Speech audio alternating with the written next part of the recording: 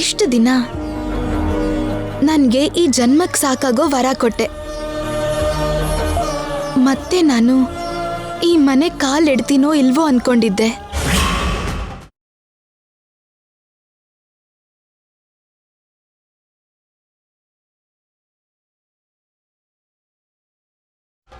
ಯಾರು ಏನೇ ಹೇಳಿದ್ರು ಏನೇ ನಡೆದ್ರು ಯಾವತ್ತಿಗೂ ನಾನು ಮಾತ್ರ ನಿನ್ನ ಕೈ ಬಿಡಲ್ಲ, ಸರಿನಾ? ನಿನ್ ದಯೆಯಿಂದ ಮತ್ತೆ ನಾನು ಈ ಮನೇಲಿ ಕಾಲಿಡ್ತಿದ್ದೀನಿ.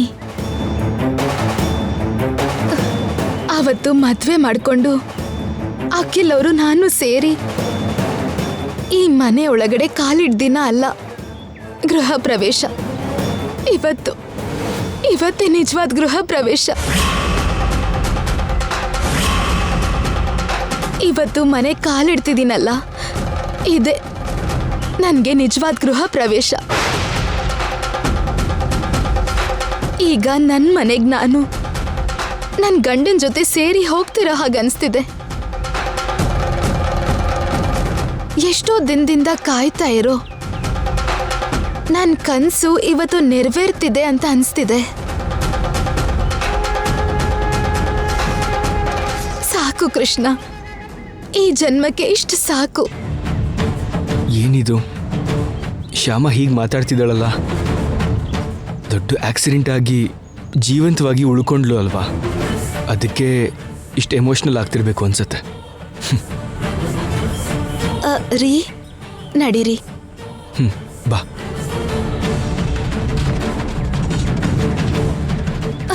ಶ್ಯಾಮ, ಏನಾಯ್ತು ಶ್ಯಾಮ?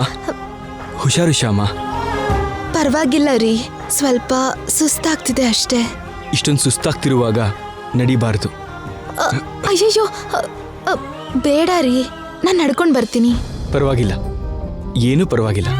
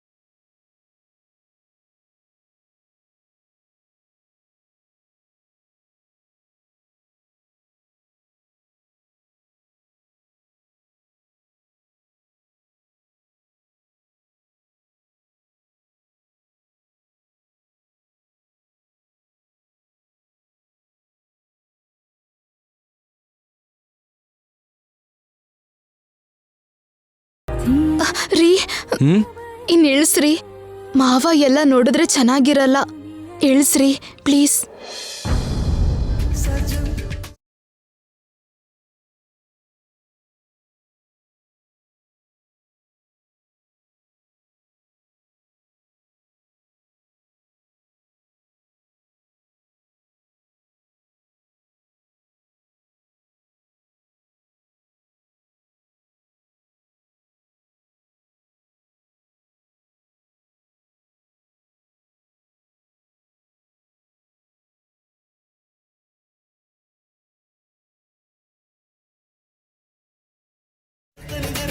ಶ್ಯಾಮ, ಹುಷಾರ್ ಶ್ಯಾಮ, ಹುಷಾರ್. ಏನಾಯ್ತಪ್ಪ? ಏನಿಲ್ಲ ಮಮ್ಮಿ, ಸ್ವಲ್ಪ ಸುಸ್ತಾಗ್ತಿದ್ಯಂತೆ. ಶ್ಯಾಮ ಬಾ, ನನ್ನ ರೂಮಿಗೆ ಹೋಗೋಣ. ಅದೇನು ಅಖಿಲ್,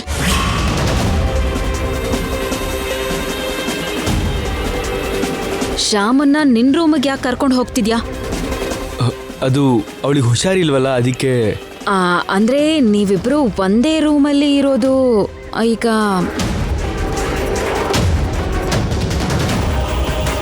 ಏನೋ ಅದತ್ತೆ ಇಷ್ಟ.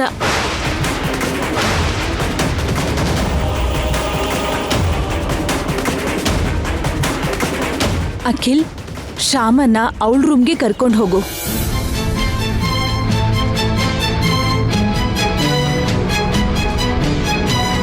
ಶ್ಯಾಮಗೆ ಜೊತೆಯಾಗಿ ನಾನು ಅವಳ ರೂಮಲ್ಲೇ ಇರ್ತೀನಿ.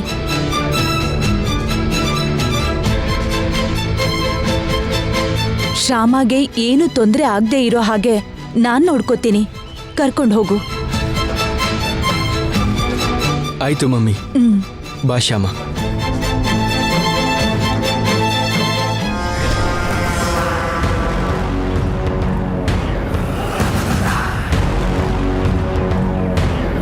ಇರಿ, ಶ್ಯಾಮನ್ ರೂಮಲ್ಲೇ ಇದ್ದು ಶ್ಯಾಮನ್ನ ಚೆನ್ನಾಗಿ ನೋಡ್ಕೊಳ್ಳಿ. ಎಷ್ಟು ದಿನ ನೋಡ್ಕೋತೀರಾ? ನಾಳೆನೋ ನಾಡಿದ್ದು ಅವಳ ಗುಟ್ಟನ್ನ ಹೊರಗೆಳಿತೀನಿ. ಆಗ ಕತ್ತಿ ಹಿಡಿದು ಹೊರಗೆ ತಳ್ತೀರಾ.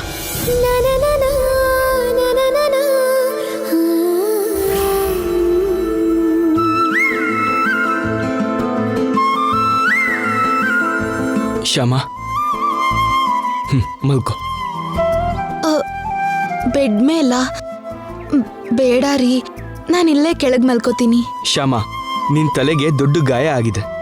ಕೆಳಗಡೆ ಮಲ್ಕೊಂಡ್ರೆ ಇನ್ನೂ ತುಂಬಾ ನೋವಾಗತ್ತೆ. ಮಲ್ಕೋ. ಅದ್ ಹಾಗಲ್ಲ. ಶ್ಯಾಮ, ನೀನ್ ಚಿಕ್ಕವಳು, ವಯಸ್ಸಾಗಿಲ್ಲ ನಿಂಗೆ. ಯಾವಾಗ್ಲೂ ವಯಸ್ಸಾದ್ಮೇಲೆ ಬರೋ ವೈರಾಗ್ಯ ನಿನಗಿವಾಗ್ಲೇ ಬಂದಿದೆ. ಸ್ವಲ್ಪ ಹೊತ್ತು ಅದನ್ನೆಲ್ಲ ಪಕ್ಕಕ್ಕಿಡು. ನಾನು ಹೇಳೋದಿನ್ ಕೇಳು. ಮಲ್ಕೋ. ಅಕ್ಕ, ಶ್ಯಾಮಂಗ ಅಕ್ಕ ಜ್ಯೂಸ್? ಹೌದು. ಇಲ್ಲಿ ಕೊಡಕ್ಕ, ನಾನು ಕೊಡ್ತೀನಿ. ಏನ್ ಹಾಗೆ ನೋಡ್ತಿದ್ಯಾ? ನಾನು ಕೊಡ್ತೀನಿ, ಕೊಡು ಅಕ್ಕ. ನೀನ್ ಹೋಗಿ ಅಡ್ಗೆ ಕೆಲಸ ನೋಡ್ಕೊ. ಸರಿ, ತಗೊಂಡು ಹೋಗ್ಕೊಡು.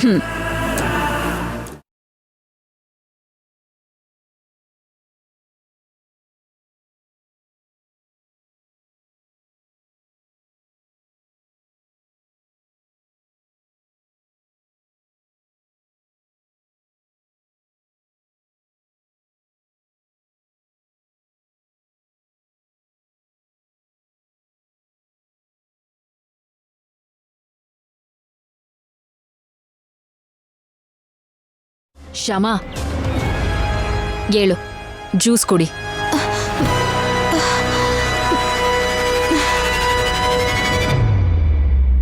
ನೀವ್ಯಾಕೆ ತಂದ್ರಕ್ಕ? ಯಾಕೆ, ತರಬಾರ್ದಾಗಿತ್ತಾ? ಹಾಗಲ್ಲಕ್ಕ, ನಿಮ್ಗೆ ಕಷ್ಟ ಅಂತ. ಸ್ವಲ್ಪ ಕಷ್ಟ ಪಡ್ದಿದ್ರೆ ಕೆಲವು ವಿಷಯ ಗೊತ್ತಾಗಲ್ಲ. ತಗೋ.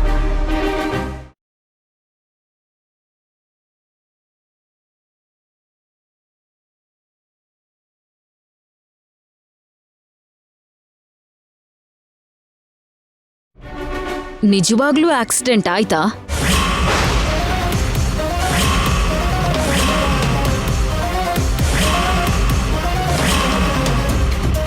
ಅಥವಾ ಆಕ್ಸಿಡೆಂಟ್ಗೂ ಮೊದಲು ಇನ್ನೇನಾದ್ರೂ ನಡೀತಾ?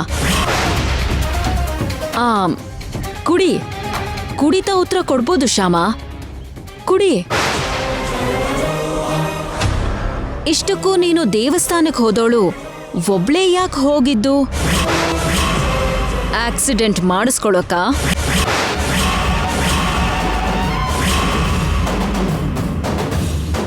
ದೇವಸ್ಥಾನಕ್ಕೆ ಹೋಗಿದ್ ನೀನು ಬರೋದು ತಡ ಆಗಿದ್ದಕ್ಕೆ ಮಾವಯ್ಯ ಯಾಕೆ ಅಷ್ಟೊಂದು ಗಾಬರಿ ಆದ್ರು? ನಿನ್ನನ್ನು ಹುಡ್ಕೊಂಡು ಅಷ್ಟು ಗಾಬರಿಯಿಂದ ಯಾಕೆ ಮನೆಯಿಂದ ಹೋದ್ರು? ಅದೆಲ್ಲ ಆಕ್ಸಿಡೆಂಟಲ್ ಆಗಿ ಆಗಿದ್ದ, ಅಥವಾ ಹಾಗೆ ಆಕ್ಸಿಡೆಂಟ್ ಆಗತ್ತೆ ಅನ್ನೋ ವಿಷಯ ಮಾವಂಗೆ ಮೊದಲೇ ಗೊತ್ತಿತ್ತಾ? ಹಾಗೆ ಗೊತ್ತಾಗತ್ತಕ್ಕ. ಯಾಕೆ ಗೊತ್ತಾಗಲ್ಲ? ಸಿಕ್ಸ್ತ್ ಸೆನ್ಸ್ ಆಗ್ಲಿ ಕಾಮನ್ ಸೆನ್ಸ್ ಆಗ್ಲಿ ಇದ್ರೆ ಅದೆಲ್ಲ ಮೊದಲೇ ಗೊತ್ತಾಗತ್ತೆ. ಇಲ್ಲ, ನಿಂಗೆ ಸಂಬಂಧಪಟ್ಟಿರೋ ಯಾವ್ದಾದ್ರೂ ವಿಷಯ ಮಾವಂಗೆ ಗೊತ್ತಾಗಿದ್ರೆ ಹಾಗೆ ಆಕ್ಸಿಡೆಂಟ್ ಆಗೋ ಚಾನ್ಸಸ್ ಇದೆ ಅನ್ನೋದು ಮೊದಲೇ ಮಾವಂಗೆ ಗೊತ್ತಾಗತ್ತೆ. ಅಂಥದ್ದೇನೂ ಇಲ್ದೇ ಇದ್ರೆ ಮಾವ ನಿನ್ನನ್ನ ಹುಡ್ಕೊಂಡು ಅಷ್ಟು ಗಾಬರಿಯಿಂದ ಹೋಗಲ್ವಲ್ಲ? ಹೇಳು ಶ್ಯಾಮ, ನಿನ್ನನ್ನು ಹುಡ್ಕೊಂಡು ಮಾವ ಯಾಕೆ ಬಂದಿದ್ರು? ನಾನ್ ಹೇಳ್ತೀನಿ.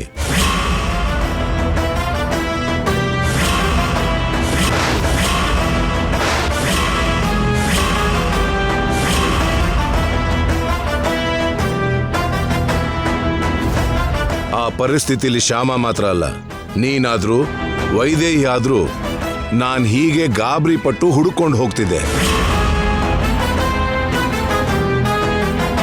ರಾತ್ರಿ ದೇವಸ್ಥಾನಕ್ಕೆ ಒಬ್ಳೆ ಹೋದ್ ಸೊಸೆ ಮನೆಗೆ ಬರೋದು ಲೇಟ್ ಆದ್ರೆ ಗಾಬರಿ ಪಡದೆ ಇನ್ನೇನಾಗ್ಲಿ? ಅವಳನ್ನ ಹುಡ್ಕೊಂಡು ಹೋಗದೆ ಮನೇಲೇ ಹಾಕಿರ್ತೀನಿ. ಅವಶ್ಯಕತೆ ಇಲ್ದಿರೋ ಪ್ರಶ್ನೆ ಕೇಳಿ ಶ್ಯಾಮನ್ಗೆ ತಲೆನೋವು ತರಬೇಡ. ಅವಳನ್ನ ರೆಸ್ಟ್ ತಗೊಳಕ್ ಬಿಡು. ಹೋಗು. ಸರಿ ಮಾವ.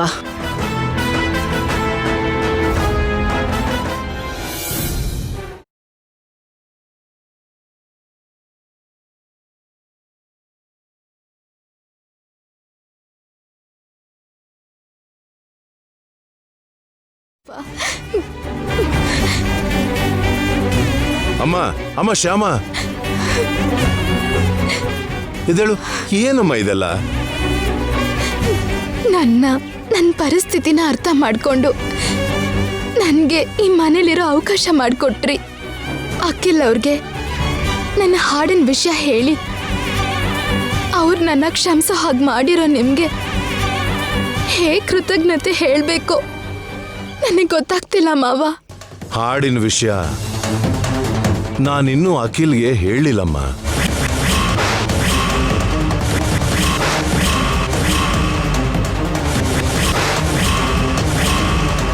ಹೇಳಿಲ್ವಾ? ಹೌದಮ್ಮ, ಇನ್ನೂ ಹೇಳಿಲ್ಲ. ಮತ್ತೆ ದಾರಿಲಿ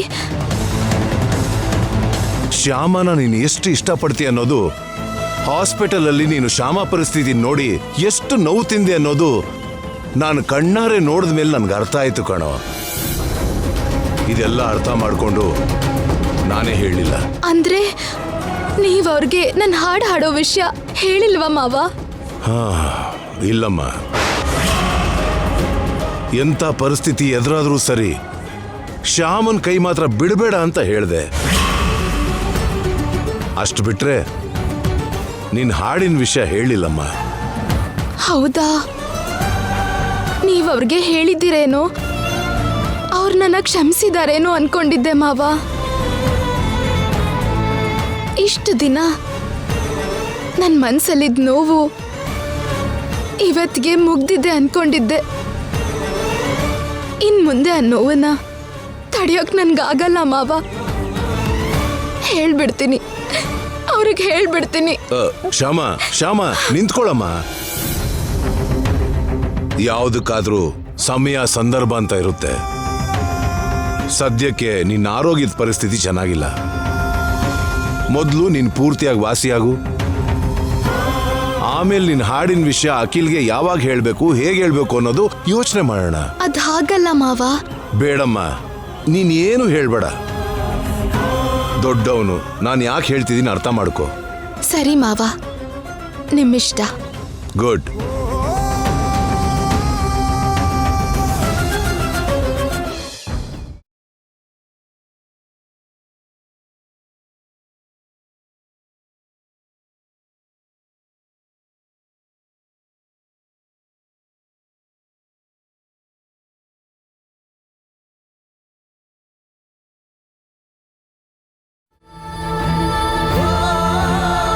ಇಷ್ಟು ದಿನಕ್ಕೆ ಆ ಗೌರಮ್ಮನ ಹತ್ರ ಹಾಡು ಹಾಡೋದು ಮುಗೀತು ಅನ್ಕೊಂಡಿದ್ದೆ.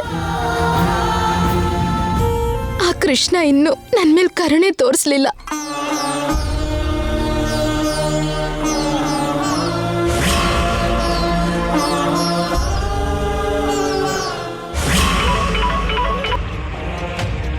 ಸಾರಿ ಸರ್, ನಮ್ಮ ರೂಪಾರಾಣಿ ಹೆಲ್ತ್ ಚೆನ್ನಾಗಿದ್ದಿದ್ರೆ ಖಂಡಿತ ನಿಮ್ಮ ಪ್ರೋಗ್ರಾಮ್ನ ನಾವು ಒಪ್ಕೋತಾ ಇದ್ವಿ. ಡಾಕ್ಟರ್ ಕೂಡ ಸ್ವಲ್ಪ ದಿನ ಹಾಡೋದು ಬೇಡ ಅಂತ ಹೇಳಿದ್ದಾರೆ. ಚೆನ್ನಾಗಿ ರೆಸ್ಟ್ ತಗೊಳಕ್ಕೆ ಹೇಳಿದ್ದಾರೆ. ಹೇಳಕ್ಕಾಗಲ್ಲ ಸರ್, ಮತ್ತೆ ಯಾವಾಗ ಪ್ರೋಗ್ರಾಮ್ ಕೊಡ್ತಾಳೋ, ಯಾವಾಗ ಹಾಡು ಹಾಡ್ತಾಳೋ ಏನೂ ಹೇಳಕ್ಕಾಗಲ್ಲ.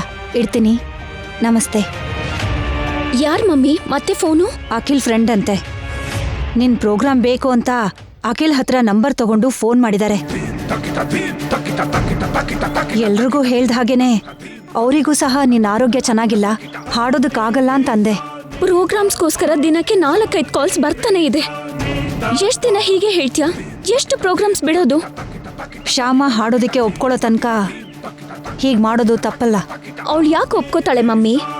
ನಮ್ ನಾಟಕ ಎಲ್ಲ ಅವಳ ಮಾವನ್ ಮುಂದೆ ಎಲ್ಲ ಹೊರಗಡೆ ಬಿತ್ತು. ಇನ್ ಜೀವನದಲ್ಲೇ ಅವಳು ಹಾಡು ಹಾಡೋಕೆ ಒಪ್ಕೊಳ್ಳಲ್ಲ. ನನ್ ಕೆರಿಯರ್ ಸರ್ವನಾಶ ಆಯ್ತು. ನನ್ ಸಂಪಾದನೆ ಪೂರ್ತಿ ನಿಂತು ಹೋಯ್ತು. ನೊಂದ್ಕೋಬೇಡ ರೂಪ, ಸುಮ್ಮನೆ ಇರು. ನಿನ್ನ ಕೆರಿಯರ್ ಮತ್ತೆ ಮೊದಲಿನ ಥರ ಆಗೋ ಹಾಗೆ ನಾನು ಮಾಡ್ತೀನಿ. ಏನ್ ಮಾಡ್ತೀಯಾ? ಆ ಶ್ಯಾಮನ ಅತ್ತೆ ಮನೆಯವರು ಆ ಮನೆಯಿಂದ ಕತ್ ಹಿಡಿದು ಹೊರಗೆ ತಳ್ಳೋ ಹಾಗೆ ನಾನು ಮಾಡ್ತೀನಿ. ನಮ್ಮನ್ ಬಿಟ್ರೆ ಅವಳಿಗೆ ಯಾರೂ ದಿಕ್ಕಿಲ್ಲ ಅಂತ ಅರ್ಥ ಆಗೋ ಹಾಗೆ ಮಾಡ್ತೀನಿ. ಬೇರೆ ದಾರಿ ಇಲ್ಲದೆ ಅವಳೇ ನಮ್ಮನ್ನ ಹುಡ್ಕೊಂಡು ಬಂದು ನಮ್ಮ ಕಾಲ್ ಹಿಡಿಯೋ ಹಾಗೆ ಮಾಡ್ತೀನಿ. ಆಗ ಅವಳು ಪ್ರೋಗ್ರಾಮ್ಸಿಗೆ ಬರ್ತಾಳೆ, ಹಾಡು ಹಾಡ್ತಾಳೆ. ನೋಡ್ತಾ ಇರು.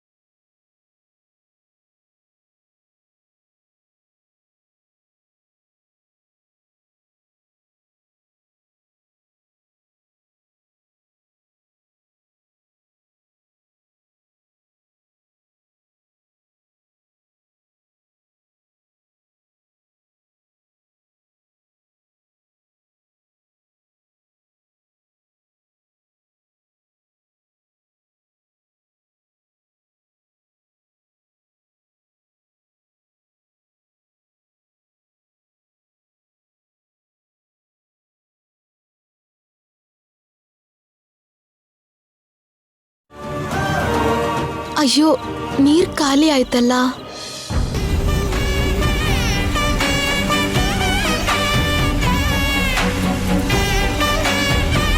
ಅತ್ತೆ ನಿದ್ರೆ ಮಾಡ್ತಿದ್ದಾರೆ ಅನ್ಸುತ್ತೆ.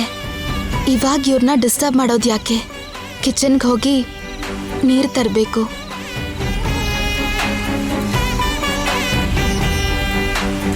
ಪೇಯ್ನಿಂದ ಶ್ಯಾಮಂಗೆ ನಿದ್ದೆ ಬರ್ದೆ ಹೋದ್ರೆ ನಿದ್ರೆ ಮಾತ್ರೆ ಒಂದು ಕೊಡಿ ಅಂತ ಹೇಳಿದ್ರಲ್ವಾ ಡಾಕ್ಟ್ರು? ನೋಡೋಣ ನಿದ್ರೆ ಬಂತೋ ಇಲ್ವೋ ಒಳಗೆ.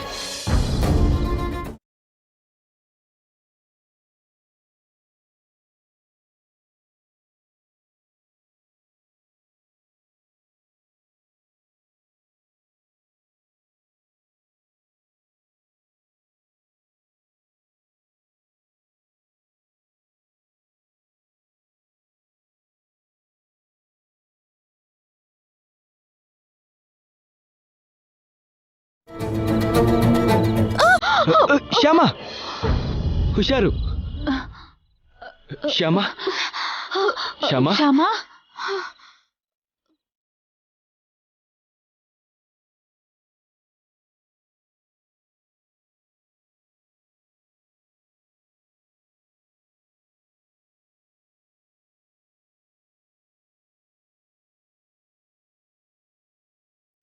ಏನಮ್ಮ, ಏನಾಯ್ತು?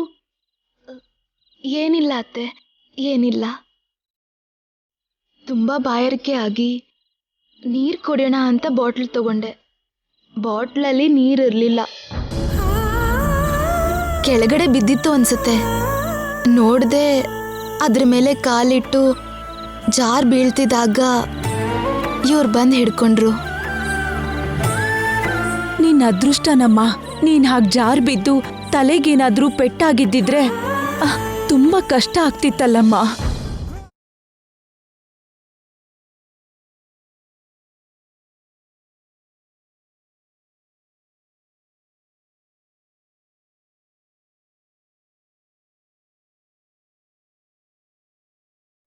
ಹೌದು, ನೀನ್ ಯಾಕೆ ಇಲ್ಲಿಗೆ ಬಂದ್ಯಪ್ಪ?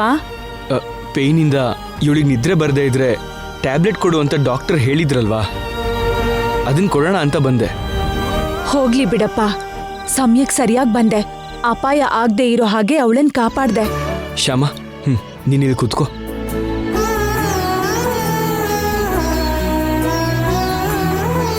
ನಾನು ಹೋಗಿ ಕುಡಿಯಕ್ಕೆ ನೀರು ತರ್ತೀನಿ.